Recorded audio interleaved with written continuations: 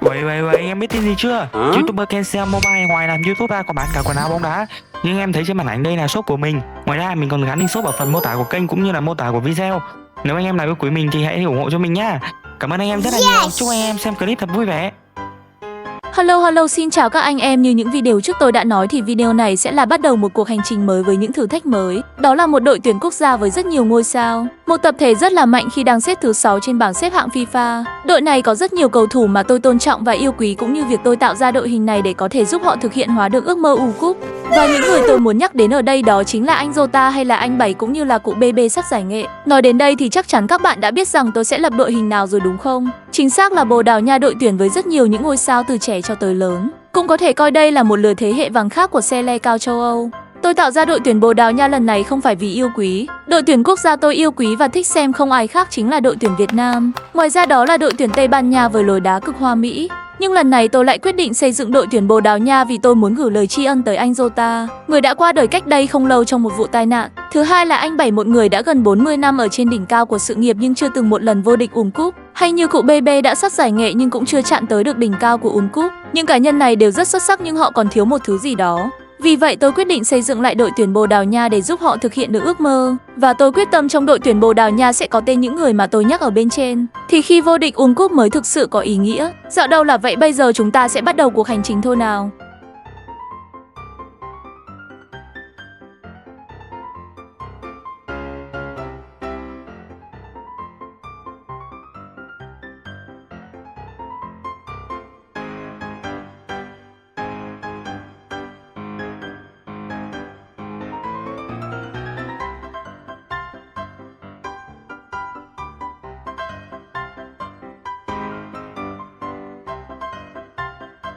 Đầu tiên việc cần làm là chúng ta phải đặt tên cho đội tuyển. Thì tôi cũng không biết viết đội tuyển Bồ Đào Nha theo tiếng nước ngoài như thế nào. Nhưng tôi nên ChatGPT thì nó bảo tôi viết như thế này. Có anh em nào như tôi không chứ vào lập một đội hình mới là lắc lòi lên.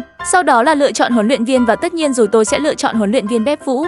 Đây là anh em song sinh với Pep Guardiola, hiện đang là huấn luyện viên của câu lạc bộ Manchester City. Ông Pep Vũ này cũng rất là giỏi, nhất là khi vận hành sơ đồ 442 hay 343, phải gọi là bà cháy anh em ạ. Nhiệm vụ cuối cùng để chúng ta bước vào hành trình mới, đó là chọn ra người đội trưởng, và thật may mắn khi lần này tôi đã ra luôn một người đến từ Bồ Đào Nha. Đó là Goncalves, đá bên cánh trái ở vị trí tiền đạo hay tiền vệ đều được. Chỉ số tổng là 80 cũng khá là ok đấy chứ. Đây sẽ là nền móng đầu tiên cho đội tuyển Bồ Đào Nha.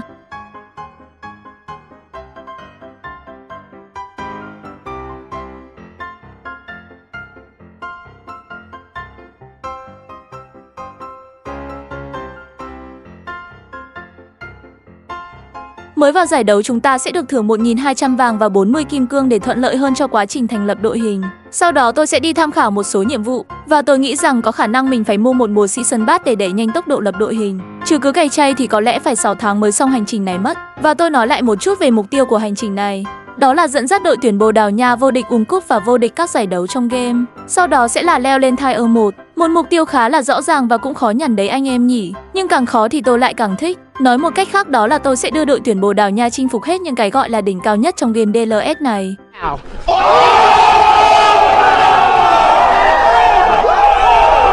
Chúng ta cùng xem qua đội hình xuất phát. Ban đầu anh em cứ coi như mấy ông không phải của Bồ Đào Nha thì là nhập tịch anh em nhé. Trong đó có một ông đến từ Nhật Bản kìa. Nhìn đội hình mới đầu này thì không có gì là đặc biệt cả. Chỉ số sẽ dao động trong khoảng 60. Nhìn đội hình này vấn đề tôi lo nhất đó là thể lực. Khéo đá được 2 trận là thể lực chạm đáy mất rồi. Mà cầu thủ dự bị có 5 người, khả năng không ổn. Thôi mới ban đầu cái gì chả khó khăn, cứ đi được đến đâu thì tính đến đấy. Chứ giờ tính xa cũng chả giải quyết được vấn đề gì. Cái đầu tiên mà tôi cần làm đó chính là cài lại setting. Thì tôi sẽ để ở chế độ khó đá mới thích. Sau đó là một vài cái thay đổi cho quen thuộc như góc nhìn camera hay là độ rộng của camera. Sau đó là thay đổi tên sân vận động. Thì sau một vài phút tôi lên ChatGPT tìm kiếm. Thì tên sân vận động của đội tuyển quốc gia Bồ Đào Nha có tên như thế này. Một cái tên khá khó đọc. Đồng thời tôi cũng tìm hiểu về giá vàng để nâng cấp sân. Vì tôi cá chắc rằng đến 90% anh em khi chơi đội hình mới sẽ đều hướng tới nâng mắc sân đầu tiên để kiếm được nhiều vàng. Sau đó mới mua cầu thủ và tôi cũng là một người như vậy. Nếu tính nhanh thì trung bình một khán đài sẽ rơi vào khoảng 1.300 vàng. Mà chúng ta có 8 khán đài thì sẽ mất khoảng 11.000 vàng. Trời ơi, thế này khéo cay tới mùa quýt mất. Ai cứu tôi với. Tôi lướt một lượt qua xem nhiệm vụ khi mới vào game. Nhưng chả thấy có gì đặc biệt cả. Chỉ là nhiệm vụ trông có vẻ dễ hơn so với những đội hình VIP.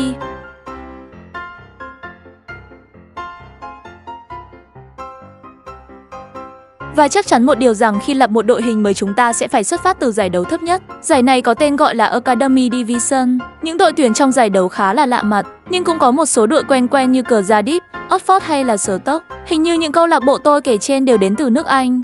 Ngoài ra chúng ta còn được tham gia giải đấu C1. Và trong bảng đấu này có đội mạnh nhất là Manchester City. Khả năng đội tôi với Man Xanh sẽ chia nhau vị trí thứ nhất và thứ hai. Giải đấu thứ ba đó là giải siêu cúp quốc gia khi sẽ bắt đầu luôn từ vòng đấu loại trực tiếp. Và tất nhiên rồi mục tiêu của tôi là giành cú ăn ba. Sau đó sẽ dần dần bước lên giải đấu cao nhất trong game này.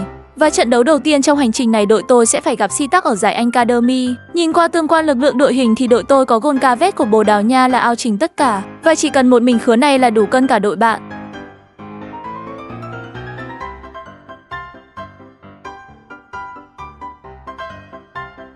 Tôi là sát thủ với gương mặt trẻ thơ nên không cần phải dạy mấy cái cơ bản này đâu. Bỏ qua đi hi hi. Những giây phút đầu tiên của đội tuyển Bồ Đào Nha bắt đầu. Và ngay phút thứ 7 của trận đấu, Sele cao châu Âu đã có bàn thắng vươn lên dẫn trước 1-0 nhờ công của cầu thủ nhập tịch đến từ Anh. Một pha phối hợp vô cùng ăn ý. Phút thứ 25 lại là cầu thủ nhập tịch từ Anh đã có một pha dứt điểm lạnh lùng đánh bại thủ môn đội bạn trong một pha đối đầu 1-1 thì số là 2-0. Nhìn chung với một người huấn luyện viên kỳ cựu như tôi thì những trận đấu ở giải đấu thấp này không có gì là khó khăn cả. Vì vậy hết 90 phút đội tôi đã giã vào lưới đội bạn 5 bàn không gỡ. Tôi cũng không có gì đáng là tự hào cả. Đội tôi cần phải khiêm tốn vì hẵng còn nhiều trận khó khăn phía trước nữa. Trong buổi họp báo tôi cũng không tâng bốc bản thân mình hay như các học trò. Tôi chỉ bảo rằng game dễ vờ lờ he he.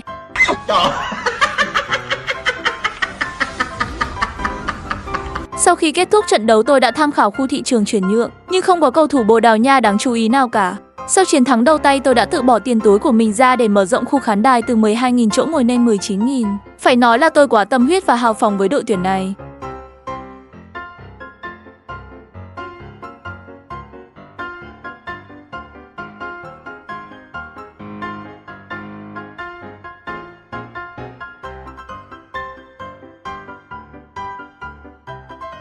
Như tôi đã lo ngại từ trước, những cầu thủ này chỉ số khá thấp nên chỉ sau một trận thể lực của họ đã sụt giảm rất nhiều. Và tôi không có đủ lượng nhân sự để thay cũng như không có đủ kinh phí để hồi thể lực. Nhưng vẫn phải chấp nhận thôi, tôi sẽ chơi với một đội hình có thể trạng chưa tốt. Nhưng có lẽ mới chỉ là 1-2 trận đầu sẽ không có gì khó khăn với đội tuyển Bồ Đào Nha. Trận đấu thứ hai đội tôi sẽ gặp đội vô danh nào đó vẫn nằm trong khuôn khổ giải đấu Academy. Đội hình của họ cũng không có gì đặc biệt cả, khả năng sẽ là một chiến thắng dễ dàng. Những trận đấu này có vẻ khá khó khăn khi phút thứ 33 rồi tôi vẫn chưa có bàn thắng. Nhưng không phải chờ lâu, khi vừa ngắt lời thì cầu thủ Boveda của Tây Ban Nha đã ghi bàn nâng tỷ số lên là 1-0 cho đội tôi.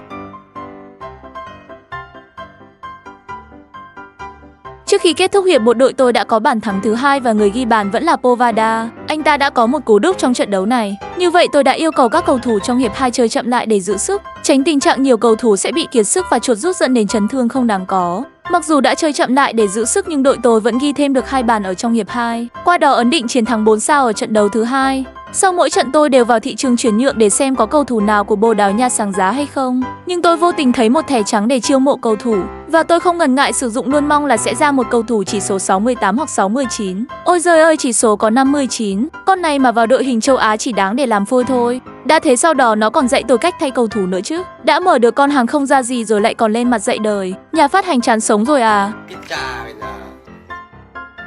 Tuy các cầu thủ chưa có thể trạng tốt nhất nhưng không thể chậm trễ được. Tôi tiến vào trận đấu thứ 3 ngay sau đó. Thể lực có thể yếu nhưng tinh thần thì không thể nhụt. Khi trận đấu này đội tôi tiếp tục hủy diệt đội bạn 4 bàn không gỡ. Qua đó mới chỉ sau 3 trận đội tôi đã ghi được 13 bàn. Đồng thời cũng mở khóa được chức năng xem quảng cáo để nhận thêm vàng cũng như là DP. Thế này sẽ nhanh hơn rất nhiều.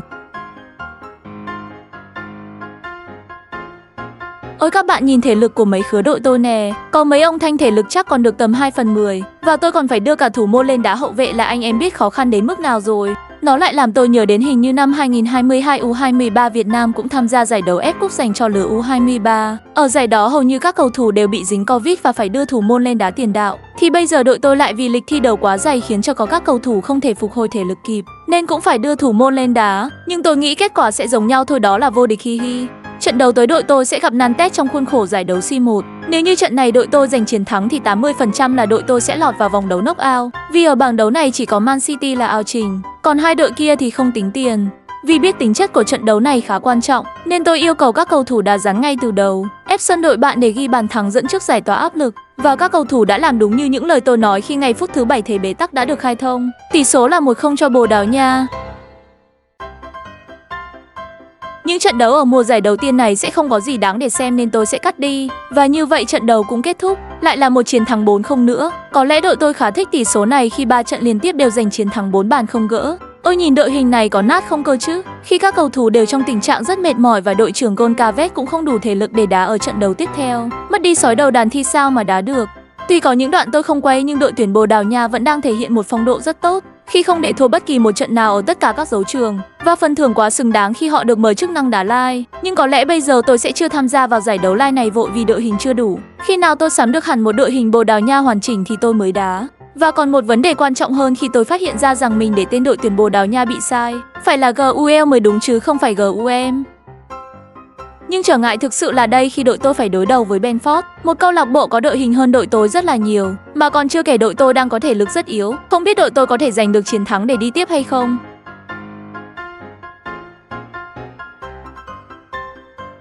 Nhưng không để người hâm mộ phải lo lắng khi đội tôi kết thúc trận đấu với chiến thắng 4 sao. Đội bạn còn không đưa được bóng qua phần sân đội tôi. Cứ giả vờ gà gà vậy thôi chứ bây giờ mang cả MU hay Arsenal đến đây thì cũng chỉ ngang một buổi tập luyện của đội tôi thôi hi hi. Và trận đấu với Man City lần này chỉ là một trận đấu mang tính chất thủ tục. Khi trong giải đấu C1 đội tôi và Man City đều có 6 điểm, qua đó cùng dắt tay nhau đi tiếp. Nên trận đấu này không quan trọng nên các cầu thủ đừng để bị chấn thương là được. Cuối cùng đội tôi vẫn giành được chiến thắng, qua đó nắm được ngôi đầu bảng, và đối thủ ở trong vòng knock-out là câu lạc bộ nào đấy tôi cũng chưa từng nghe tên. Chắc lại là một câu lạc bộ vô danh thôi ý mà hi hi. Sau đó tôi tìm thấy một mục đó là danh hiệu, và tôi đặt ra một thử thách, đó chính là giành hết tất cả các danh hiệu này. Hình như trong đây có cả danh hiệu cá nhân và danh hiệu tập thể thì phải, nhưng tôi nhìn chả biết danh hiệu nào tương ứng với nhiệm vụ gì nữa. Thôi cứ đá được cái nào hay cái đấy nhưng sẽ cố gắng sưu tập được đầy đủ.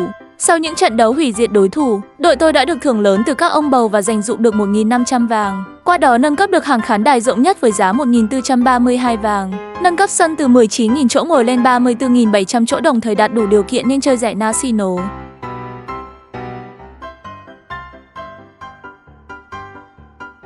Đó là về khoản tiền vàng. Còn về kim cương thì có lẽ tôi sẽ nâng chức năng bonus trước. Còn việc mở rộng chỗ chứa cầu thủ thì tôi sẽ tính sau. Bởi vì hiện tại 24 chỗ ngồi đang là khá nhiều với đội tôi, bây giờ tôi phải ưu tiên kiếm được nhiều vàng trước đã. Còn những chuyện khác không quan trọng.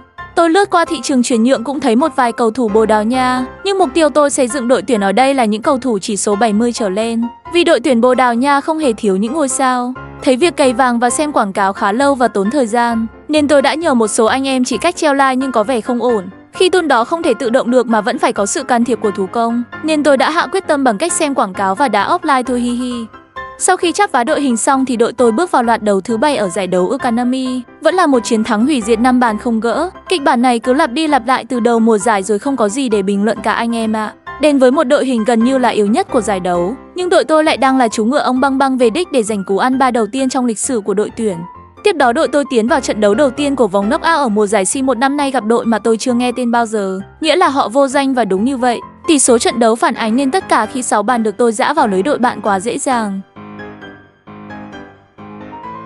Sau những cố gắng, đội tôi đã tích được 99 kim cương và lập tức nâng cấp chức năng bonus thêm vàng cho mỗi trận thắng với giá là 75 kim cương để kiếm vàng nhanh nhất có thể. Và mục tiêu ở video này sẽ là nâng cấp thêm được một góc khán đài nữa. Chúng tôi quay lại giải đấu Economy và trận đấu thứ 9 này sẽ gặp đội có tên là Derby. Trận này tôi đã quyết định cất đội trưởng Get vô đi và chỉ dùng vào những trận đấu quan trọng như vòng knock-out, bởi vì giải đấu Anh Academy này gần như đã có chủ, khi đội tôi đang bỏ đội tuyển thứ 2 rất xa với con số lên tới gần chục điểm.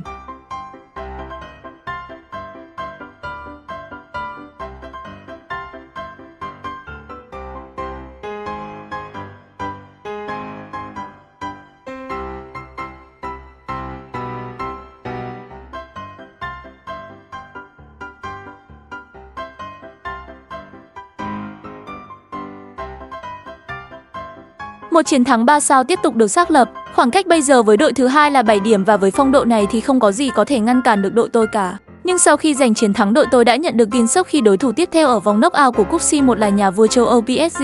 Sao đội tôi lại phải đụng độ con quái vật này sớm thế nhỉ? Nhưng như đã nói, với phong độ hiện tại thì đội tôi không ngán bất kỳ đội nào. Chỉ sợ rằng thể lực của các cầu thủ không đủ để duy trì trong 90 phút và có thể dẫn tới một trận thua đáng tiếc. Nhưng không còn đường lùi nữa rồi, tụi tôi vẫn cứ phải tiến lên thôi. Không phụ lòng mong ngóng của các cổ động viên, đội tuyển Bồ Đào Nha đã có bàn thắng vươn lên dẫn trước ngay từ phút thứ 20 nhờ công của đội trưởng Goncalves.